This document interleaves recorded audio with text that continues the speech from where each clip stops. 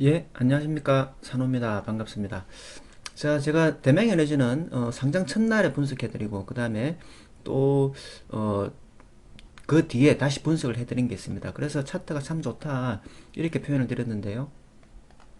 그리고 이때도 제가 참 좋다라고 말씀을 드렸는데요.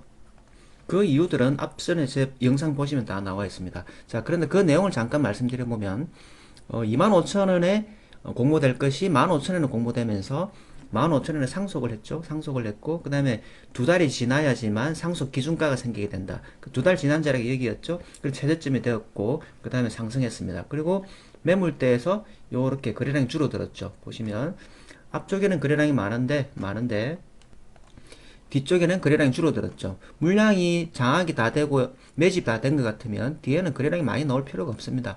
그리고 애초에 25,000원도 평가받을 수 있는 종목이었기 때문에 15,000원에 놓은 것은 상속세를 줄이기 위한 전략이 아닐까, 이렇게 오너들의 속내를 알아봤었는데요.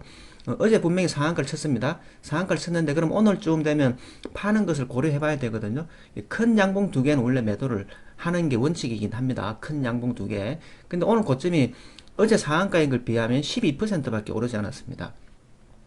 12%는 작게 움직였다 이런 뜻이 되겠고요. 오늘 뭐 위아래로 움직여봐야 겨우 10%대 초반 이렇게 움직여가지고 큰 캔들이 아닙니다. 그래서 고점의 유형은 큰 캔들, 그 다음에 대량 거래 이런 게 있으면 고점이라고 생각을 하는데, 그게 아니기 때문에 물량을 조금 남겨놓거나, 그리고 물량을 팔았다 치더라도 다시 내려오면 저점 매수를 할 수 있는 어떤 그런 베이스는 되지 않겠나, 이렇게 생각을 해봅니다. 그래서 제가 보는 견해에서는 이게 뭐 내일 상승할지 안 할지는 세력 마음이죠. 이때도 마찬가지로 눌렀다 가는 것은 세력의 선택이었던 것처럼 앞으로도 그렇게 진행되겠습니다만, 그래도 이 차트는 25,000원 평가를 받을 수 있었던 것이었고요. 그리고 만약에 25,000원에 공모가 돼가지고 상장을 했을 때 200%까지 넣을 수 있지 않습니까? 그러면 시가가 5만원 넣을 수도 있어요. 5만원 넣고 나서 상한가를 가게 되면 6만 5천원까지도 갈 수 있죠. 근데 만약에 그렇게 어떤 반짝 이렇게 스타가 돼가지고 신기주가 상장됐다면 6만 5천원도 갔을 수 있죠. 근데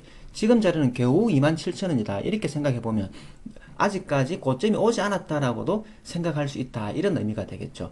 물론 여러분 다시 말씀드립니다만 눌렀다 가는 것은 세력 마음입니다. 여기서도 눌렀다 간 것처럼 세력 마음이겠습니다만, 큰 그림으로 봤을 때, 예를 들어서 1년, 2년, 3년 이렇게 지났을 때 여기가 그렇게 높지 않은 자리일 수도 있다, 이런 생각도 해봐야 된다는 뜻이 되겠죠.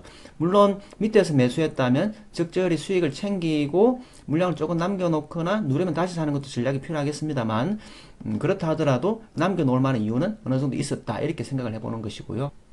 그리고 오늘 고점 보시면 아침에는 여러분 너도 나도 어제 상한가였던 거 살까 말까를 고민하면서 매수세가 이렇게 달려듭니다. 아침에는. 근데 오후 되면서 그런 매수세가 활발하게 달려들지 않았죠. 다시 말하면 미친 듯이 파는 캔들이어야 되는데, 종가선 차트를 봤을 때 아침에 달려드는 매수세는 자연 발생적인 거지만 낮에는 그런 게 없었기 때문에 미친 듯이 팔지 않았다, 이렇게도 해석이 가능하다, 이런 의미가 되겠죠. 그래서 일부를 팔았다 하더라도 저점 매수 한번 기다려 보시죠, 이런 느낌이 되겠고, 그리고 만약에 구경 중인 분이 있다 치면 요런 데까지 내려와 준다면 감사합니다 하고 땡큐 이런 데까지 내려와 준다면 감사합니다, 저점 매수의 기회를 줍니까? 이렇게 물어보면서 공격해 볼 수도 있겠다, 이런 의미가 되겠습니다. 대신 이게 내려올 때 조건이 있죠. 아까 말씀드린 대로 내일 미치게 흔들고 크게 흔든 다음에 내려오면은 그것은 공격하기가 불편해지죠. 팔았을 수 있기 때문에. 근데 거래량 없이 떨어진다면 저점 매수를 해볼 수 있겠다, 이런 뜻이 되겠습니다.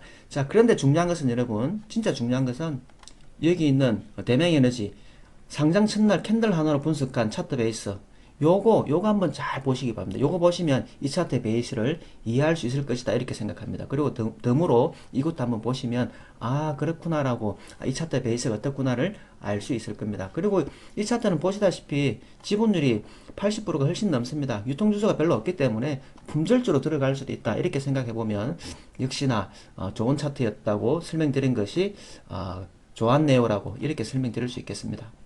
자, 중요한 것은 오늘 강좌가 아니고 그 앞에 어떤 베이스를 가졌는지 기존에 올라와 있는 유튜브를 꼭 한번 보시기 바랍니다. 자, 오늘은 여기까지 하겠습니다. 수고 많았습니다.